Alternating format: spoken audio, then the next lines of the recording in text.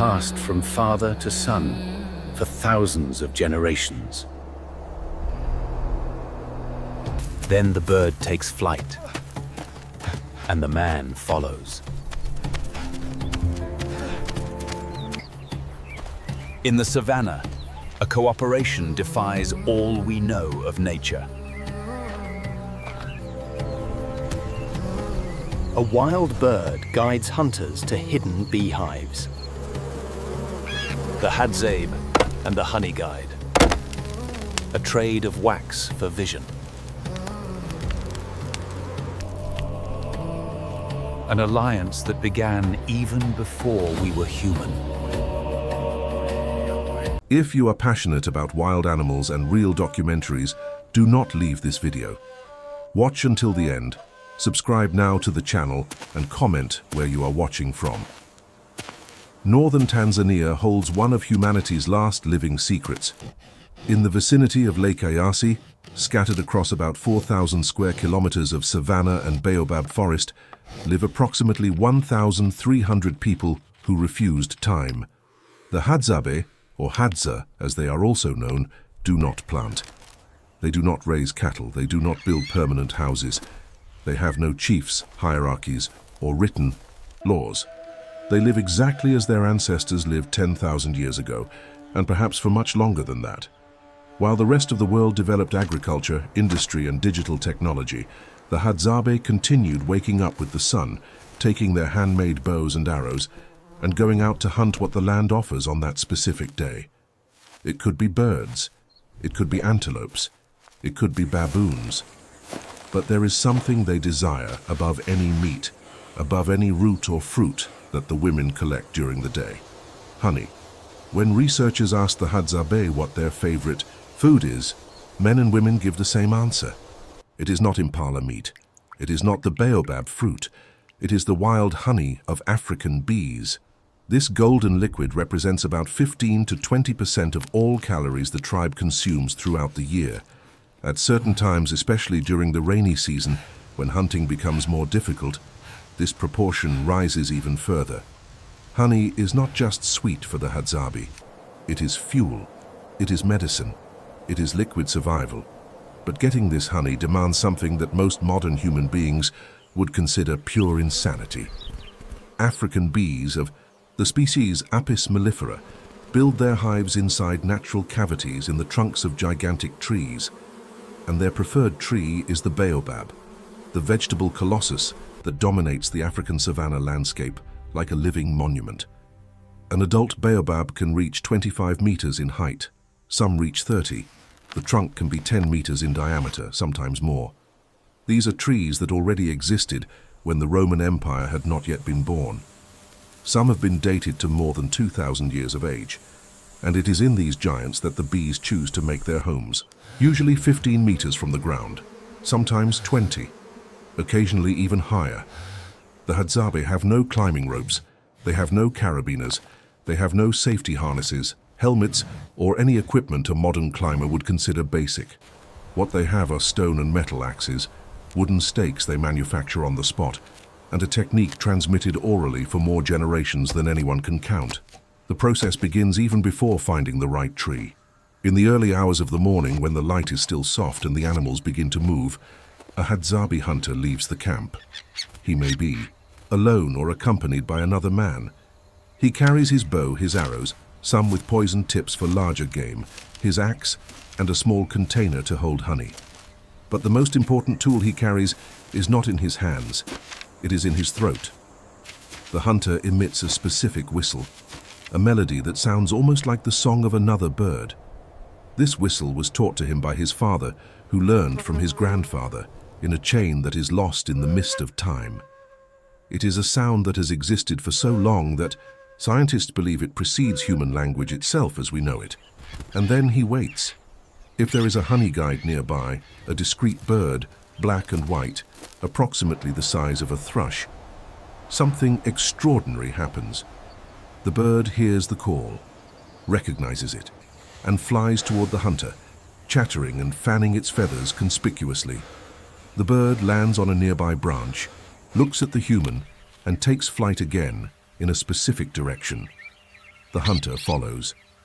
The honey guide flies from tree to tree, always stopping to wait for the human to catch up. If the hunter falls behind, the bird returns and calls with more intensity. If the hunter approaches too quickly, the bird keeps its distance. It is a coordinated dance between two completely different species, without any formal training, without any domestication, without any contract other than millennial repetition. Researchers from the University of Cambridge and the University of California, Los Angeles, spent years studying this interaction. What they discovered challenges the categories we use to understand the animal world. In 82% of the times, the traditional Hadzabe whistle was played in a region where the tribe lives. Honey guides appeared and began to guide. When researchers played different sounds, calls from other African cultures or simply human voices speaking, the response rate dropped to less than 25%. The birds learned to recognize the specific whistle of the Hadzabe, not genetically, not by pure instinct, but by experience accumulated over countless interactions. A young honey guide observes older honey guides responding to certain sounds and obtaining a reward, learns, replicates, passes it on. It is culture, in birds. And the reward for the honey guide is simple. These birds love beeswax and larvae, but cannot access hives alone. African bees are too aggressive. The entrance to the hives is too small, so the bird finds the nest, guides a human to it, and waits while the human does the heavy lifting. After the hunter extracts the combs, the honey guide feeds on the remains, wax, larvae, pieces of comb that were left behind.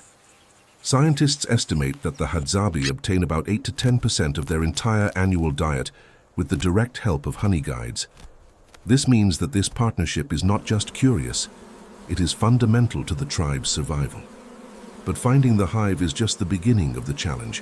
When the honey guide finally stops flying and settles on a branch near a specific tree, the hunter knows he has arrived. Somewhere in that massive trunk exists a cavity full of golden combs.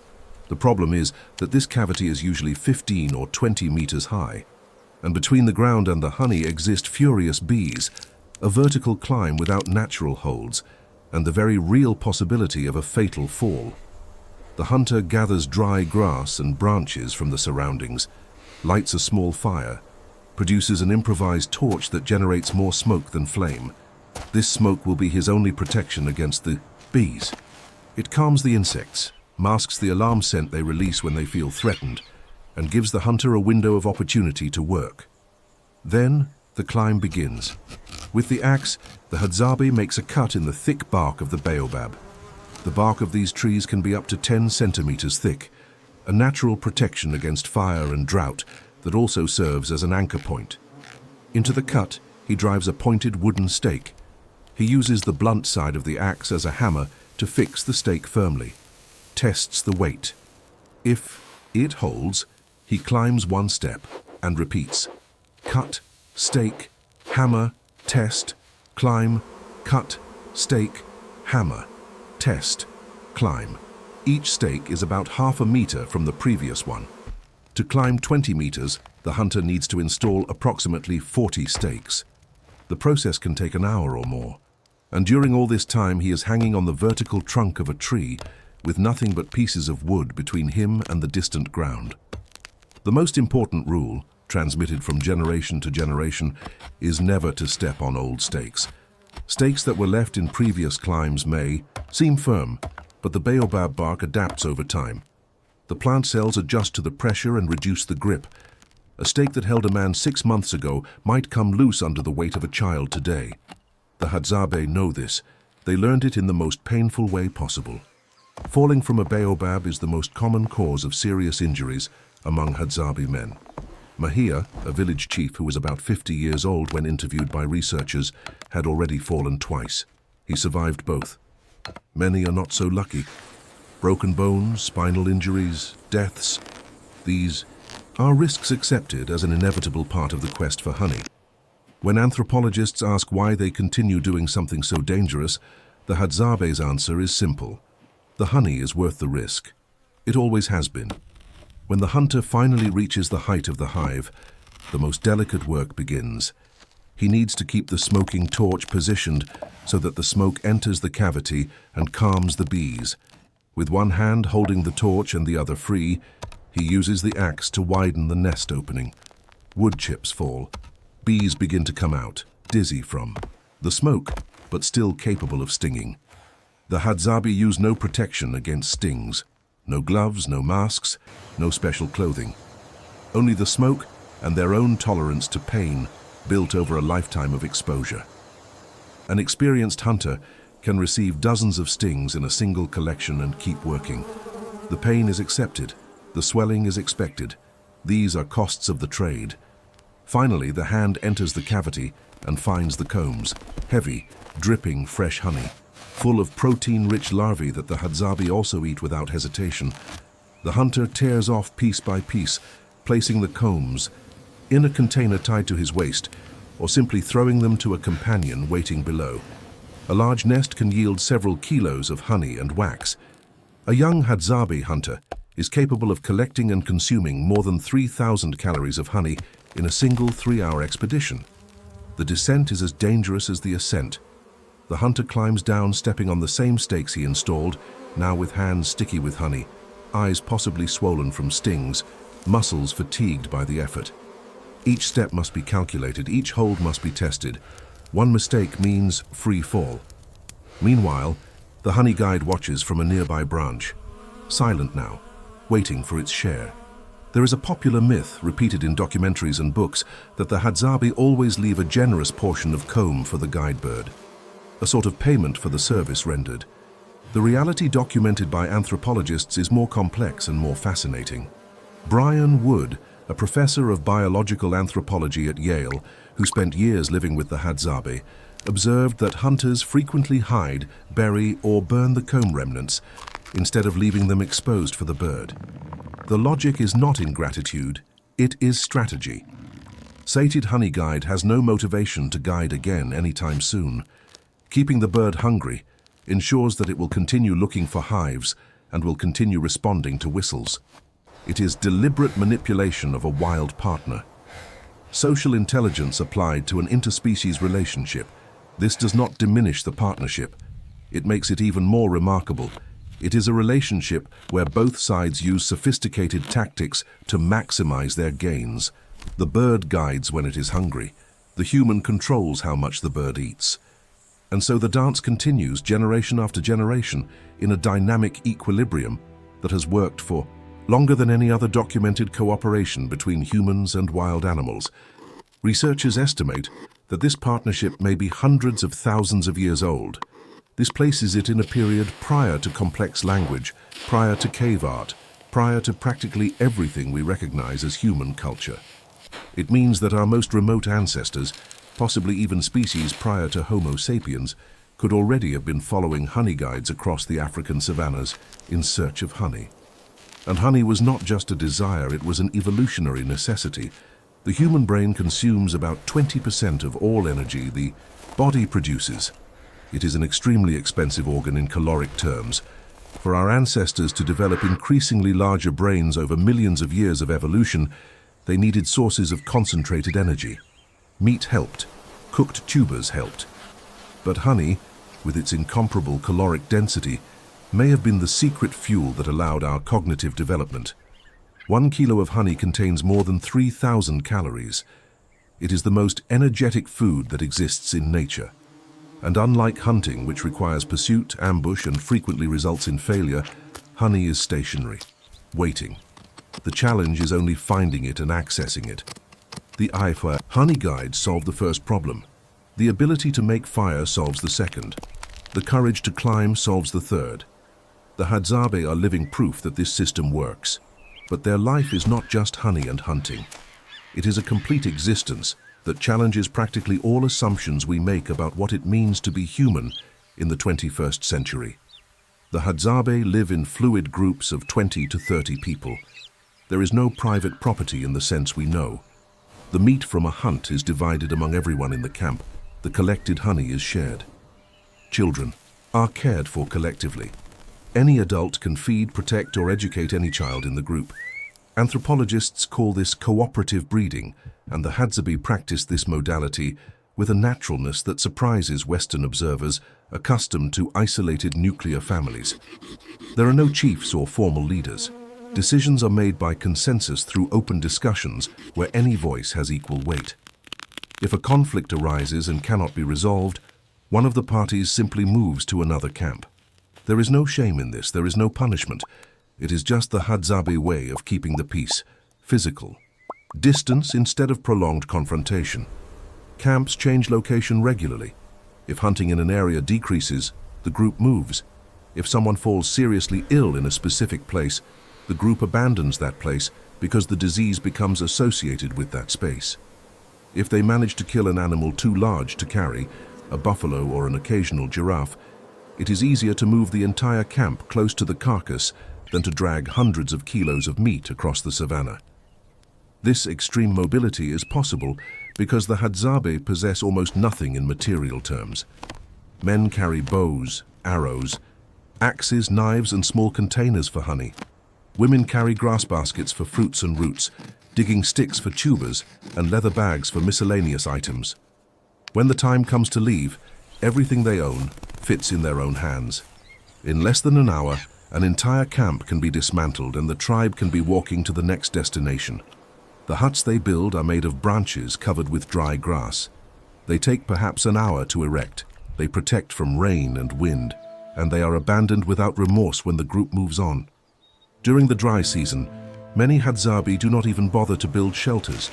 They sleep in the open under the stars, exactly as their ancestors did before walls existed. The diet varies according to the season. In the rainy season, when animals disperse and become harder to hunt, honey and fruits dominate the diet. In the dry season, when animals concentrate around the few remaining water sources, meat becomes more abundant. The Hadzabe are supreme opportunists. They eat what the land offers at that specific moment. This flexibility is part of the secret of their survival for millennia, and they are surprisingly healthy. The average life expectancy of the Hadzabe is often cited as only 40 years, but this number is misleading. Infant mortality is high. Many children do not survive the first years of life due to diseases, accidents, or occasional malnutrition. This pulls the average down drastically. Hadzabe adults who survive childhood frequently live into their 60s or 70s in health conditions that would shame many Western elderly people. Researchers who examined adult Hadzabe found practically non-existent rates of heart disease, type 2 diabetes, hypertension, and obesity, the plagues of the modern world. The intestinal microbiota of the Hadzabe changes seasonally, adapting to what they eat. In a flexibility that has been lost in industrialized populations, they consume between 100 and 150 grams of fiber per day, 10 times more than the Western average. They walk kilometers daily without considering it exercise. It is just life, but this mode of existence is under pressure like never before. The traditional territory of the Hadzabe has shrunk decade after decade. Lands that were used freely for hunting and gathering have been transformed into private reserves where the tribe is forbidden to enter. The Yaeda Valley, which was uninhabitable because of the tsetse fly, is now occupied by Datuga herders, whose cattle compete with the wild animals the Hadzabe hunt. Pastures destroy the plants, whose roots and fruits feed the tribe. The shallow water sources the Hadzabe used dry up when cattle drink in excess. Missionaries and governments have tried to civilize the Hadzabe for more than a century. They built schools, offered land for agriculture, tried to convert them to Christianity. In the vast majority of cases, they failed. The Hadzabe who experienced sedentary life frequently returned to the savannah. Agriculture seems like excessive work for uncertain reward. School teaches skills that serve no purpose for finding honey or tracking antelopes. Modern life simply makes no sense in the context of Hadzabe values, but the pressure continues. And in 2024, a small victory was won when 30 square kilometers of ancestral land were returned to community management. It is a start. It is insufficient. It is better than nothing. Tourism has brought mixed benefits. Visitors pay to accompany the Hadzabe on demonstration hunts, to watch the making of bows and arrows, to witness the climbing of baobabs in search of honey. This money helps, The tribe buy items they cannot manufacture. Metal knives, fabrics, occasional medicines. But it also transforms sacred practices into performative spectacles. Some younger Hadzabe no longer know how to distinguish between hunting to eat and hunting for the entertainment of foreigners. The Hadzabe language, called Hadzabe, is another treasure at risk. It is an isolate language, with no known relationship to any other language on Earth. It contains click sounds that most humans cannot even pronounce correctly without years of practice. Words to describe specific types of honey, animal behaviors, states of the savannah in different seasons. Vocabulary that exists nowhere else and that will disappear forever if the language dies. There are still Hadzabe children learning Hadzabe as a first language. There are still grandparents teaching grandchildren to identify the call of the honey guide, to choose the right wood for steaks, to read the stars for night navigation. But with each passing year, more young people learn Swahili as a second language. Some go to schools outside the community, some never return. And there is something that needs to be said about what really happens when a Hadzabe climbs a tree. It is not just technique. It is not just courage. It is the physical materialization of thousands of years of accumulated knowledge. Each muscle that contracts, each decision about where to place the next stake, each instant calculation about wood resistance and angle of support. All this represents information that does not exist in any book, in any video, in any database. It is knowledge that can only be transmitted from body to body, from demonstration to imitation, from generation to generation. When a Hadzabe boy of 5 or 6 years old begins to learn to climb, he is not just acquiring a skill. He is connecting to a lineage that extends to the dawn of humanity. The same movements, the same decisions, the same risks. 5-year-old boys did this when the pharaohs had not yet built the pyramids. They did this when Europe was covered in ice. They did this when our ancestors still shared Africa with other human species that no longer exist. The honey that a Hadzabe removes from a hive at 20 meters high is no different from the honey his ancestors ate 100,000 years ago. The taste is the same, the energy is the same, the satisfaction is the same. In a world where almost everything has changed unrecognizably, the Hadzabe maintain a direct line to our deepest past. And while the world rushes forward, the Hadzabe remain. 1,300 people. That is it. 1,300 people who still know the whistle that calls the bird, who still read the wind to find water, who still climb 20-meter trees with nothing but their own skin against the bark. Every time a young Hadzabe learns to drive the first stake into the trunk of a baobab, an invisible line stretches to the first. Humans who did exactly the same thing. And every time one of them chooses to go to the city, to school, to another life, that line gets thinner. It is not nostalgia. It is not romanticization of the past. It is recognizing that there is a type of knowledge that does not survive in books, that only passes from hand to hand, from whistle to whistle, from climb to climb. The Hadzabe are not relics. They are living proof that it is possible to exist another way. And perhaps the most important question is not how long they will last, but what disappears forever when the last whistle goes unanswered.